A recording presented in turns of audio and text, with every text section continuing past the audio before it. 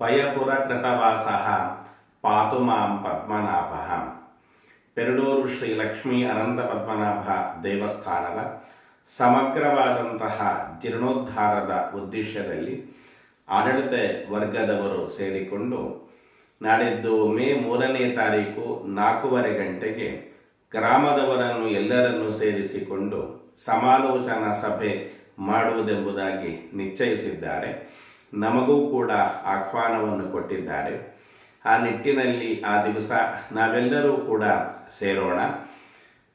ಲಕ್ಷ್ಮೀ ಅನಂತ ಪದ್ಮನಾಭ ದೇವಸ್ಥಾನ ಪೆರಡೂರು ಈ ದೇವರು ಅತಿ ಪ್ರಾಚೀನತರವಾಗಿರತಕ್ಕಂತಹ ದೇವರಾಗಿರುವುದರಿಂದ ಅಂತಹ ಪ್ರಾಚೀನ ಕಾಲದಲ್ಲಿ ಸ್ಥಾಪನೆಗೊಂಡಂತಹ ದೇವರನ್ನು ಮತ್ತೆ ಪುನಃ ಜೀರ್ಣೋದ್ಧಾರ ಮಾಡುವಂತಹದ್ದು ಅದು ನಮ್ಮ ಬದುಕಿಗೆ ದೇವರು ಕೊಟ್ಟಂತಹ ಯೋಗ ಮತ್ತು ನಮ್ಮ ಬದುಕಿನ ಭಾಗ್ಯ ಅಂತ ಅರ್ಥ. ಈ ಭಾಗ್ಯವನ್ನು ನಾವು ಇಮ್ಮಡಿಗೊಳಿಸೋಣ. ನಾವೆಲ್ಲರೂ ಕೂಡ ಸೇರೋಣ. ನಮ್ಮ ಸಲಹೆ ಸೂಚನೆಗಳನ್ನು ಕೂಡ ಸಮಾನ ಮನಸ್ಕರಾಗಿ ಹಂಚಿಕೊಳ್ಳೋಣ. ಪದ್ಮನಾಭ ದೇವರ ಜೀರ್ಣೋದ್ಧಾರಕ್ಕೆ ಮೊದಲ ಹೆಜ್ಜೆಯನ್ನು ನಾಡಿದ್ದಿನ ದಿವಸ ನಾವೆಲ್ಲರೂ ಕೂಡ ಇಡೋಣ. ಶ್ರೀಕೃಷ್ಣ ಅರ್ಪಣಮಸ್ತು.